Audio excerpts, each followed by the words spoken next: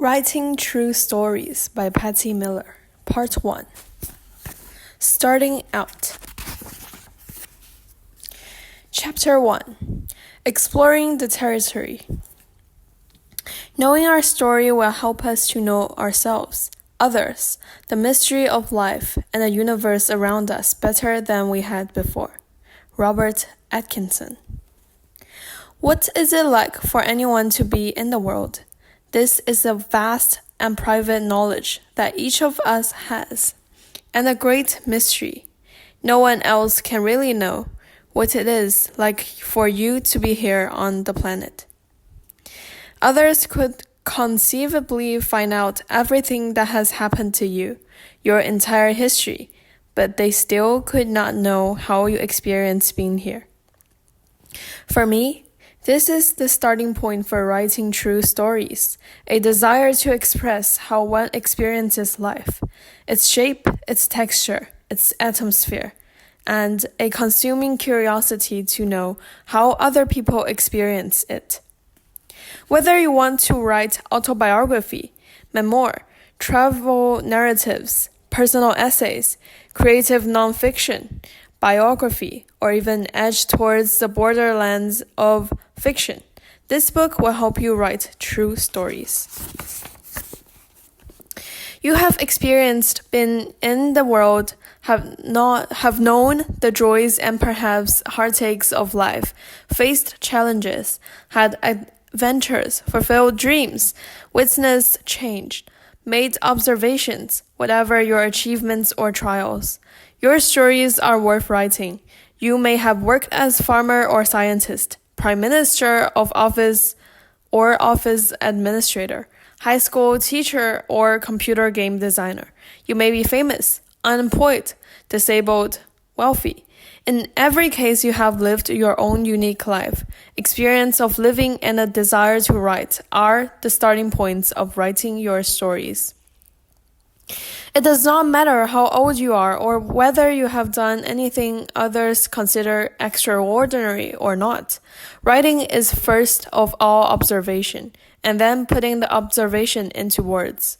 For good life writing, the quality of your observation is key. It is how you see life that matters, rather than what you have done. Truthfully, observing your life and the world around you is the starting point of all writing. The essential truth is always, what is it like to be in the world? To me, that's one of the most interesting questions of all.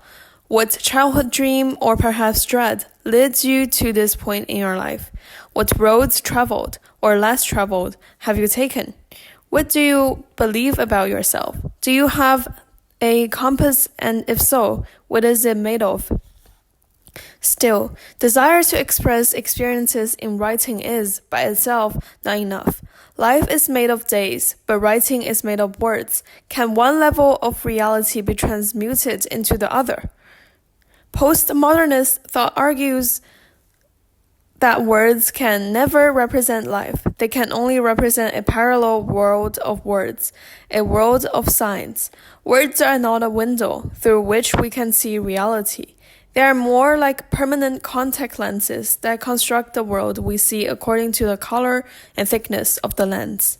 More than that, the lens also shapes our inner world. Feelings themselves are, and to some extent, shaped by words.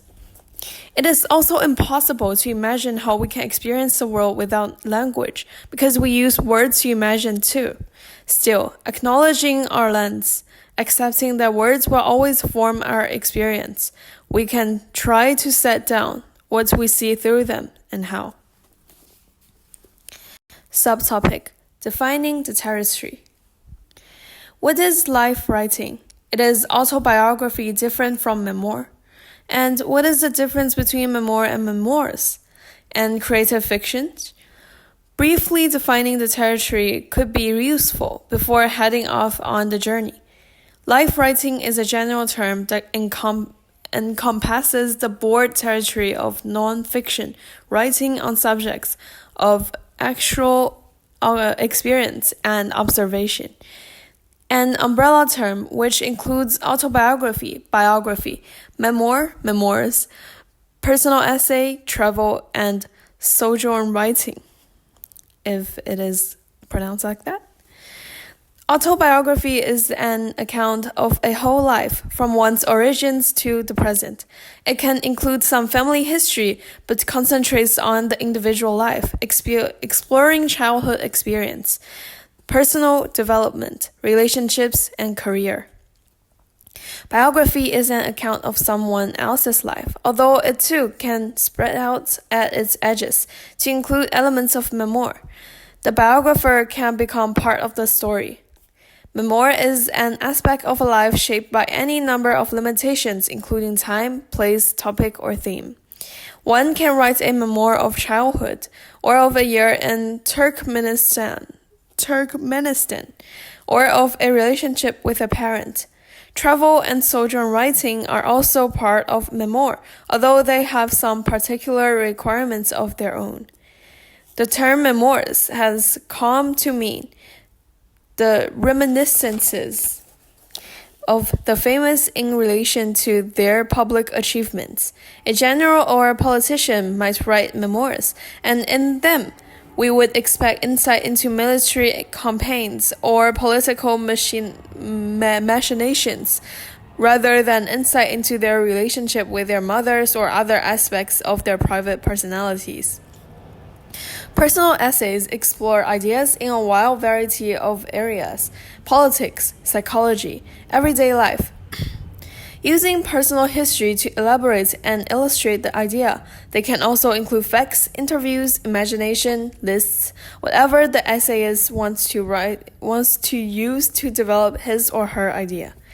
Creative nonfiction, sometimes called literary nonfiction or narrative nonfiction, describes true stories that use the techniques of fiction, such as scene and evocative detail, and often the narrator's experiences and perspective. It can include true crime, nature, and travel writing, some kinds of biography, and almost any area of knowledge, history, geography, politics, psychology as its subjects.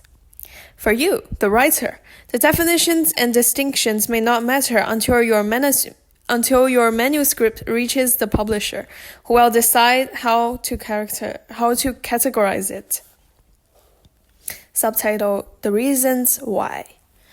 Asking why you want to tell this story helps you to focus on the task ahead, as well as to clarify whether you want to write autobiography or memoir or creative nonfiction.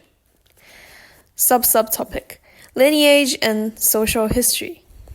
In a culture where social media and television absorb much free time, there is scant opportunity for the older generation to tell family stories. But there is still a fundamental human need to know our lineage, our roots, perhaps because it fills in what would otherwise be an infinite silence blank before our own existence. To place our lineage in context, we also need social history to understand how people worked, how they ate, what games children played.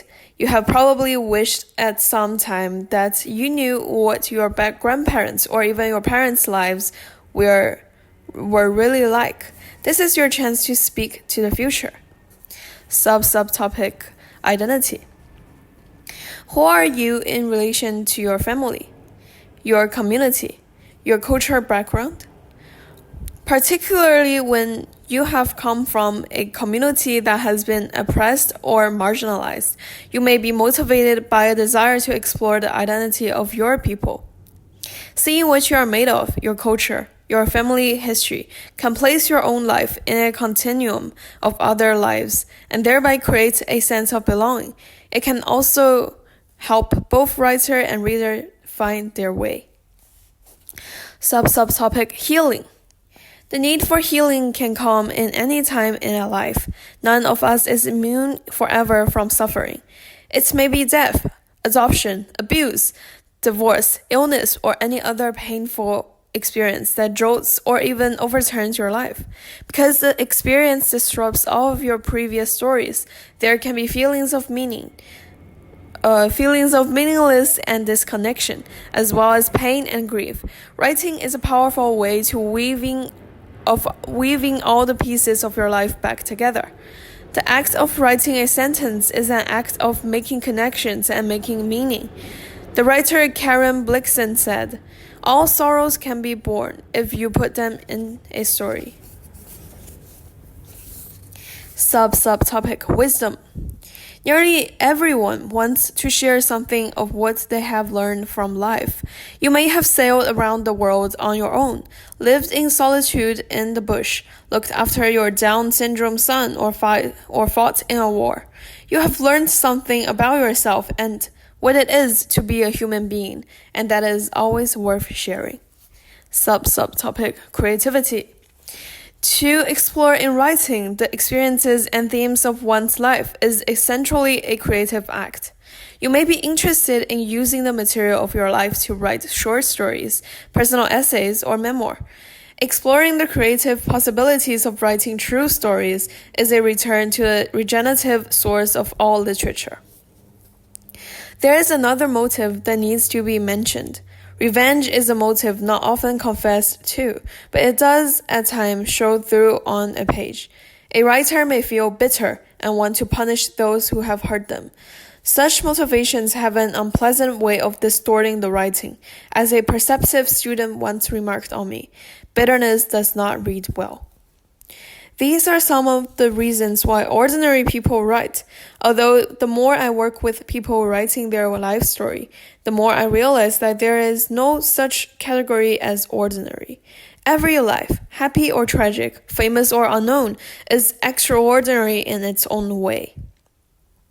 I don't even agree with Tolstoy. When all happy families are alike, happiness is more difficult to write about because the process of growth and renewal are less dramatic than those of destruction, but happiness is as unique as grief. You may not know why you want to write your story at first. In fact, you may not really know why you are writing until you finish. You may just have a gut feeling that it has to be done, and the reasons emerge as you write. Unexpected discovery is one of the many joys of writing. But just asking why is productive. Drop it into your mind and let it lie there uncoiling. It will nudge all sorts of things to the surface to use when you're ready to start. The motive is the coiled spring beneath your writing. It will generate the energy to get you started, and it can keep you going when it seems as though the story will never be finished. Think about why you want to write your life story. Write your motives as clearly as you can on a piece of paper and put the paper above your work table. Topic: Your story changes others.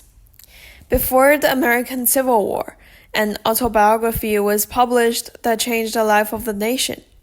My Bondage and My Freedom by Frederick Douglass was an account of his life as a slave and then finally as a free man. It was one of a number of slave narratives that changed the way people thought about slavery and African Americans. These autobiographies reveal the humanity of each person, connecting each one of their readers as brothers and sisters, and strengthening a political movement that, in time, freed men and women from slavery. Douglas's personal story had an enormous impact on millions of lives. It helped change history. In Australia, especially in the last few decades, there have been a number of autobiographies and memoirs by indigenous writers that have articulated and strengthened their community's sense of identity and started to change attitudes in a wide community. Sally Morgan's My Place, Ruby Langford Guinebee's Don't Take Your Love to Town, Anita Hess's Am I Black Enough for You?, Jenny Lean's Purple Threads, and Stan Gratz's Talking to My Country are all personal life stories, but they are also political in their deepest sense, giving strength and purpose to indigenous action. These life stories create change in white community by replacing ignorance and judgment with insight and understanding. There are many communities that are sidelined by those in power, marginalized and even oppressed because of their cultural and ethnic background, or because they are disabled, or because of their sexuality, or because they have been damaged by poverty and neglect. Writing about your life, claiming your experience, is empowering, not just for you, but for your whole community. Writing your own life is personal, but it can also be a passionate act of commitment and community. Commitment to community, sorry. Writing your life can create connection, compassion, and change. Topic: A confession. I would, here, at the beginning, confess the true extent of my passion to know what life is like for other people. The question has been with me since I was a teenager. What is it like for you to be in the world? I feel the hunger to know when I travel on a train, or sit in a cafe, or sit in a queue at the supermarket. I want to go up to each person and ask him or her, what is it like for you to be here in the world with only a set of stories to guide you? How do you do it? How do I do it?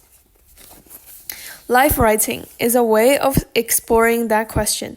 It is a genre of wide and deep enough to explore any of the questions. Murmuring or shouting under a life, flexible enough to evoke both the beauty and the terror of being here. It is a vessel that changes according to what is put in it, sometimes formal and elegant, sometimes laid back and laconic. In life writing, you are returning to the well of literature, the place where you are trying to make words say what it is like to be here, in the mystery of existing at all.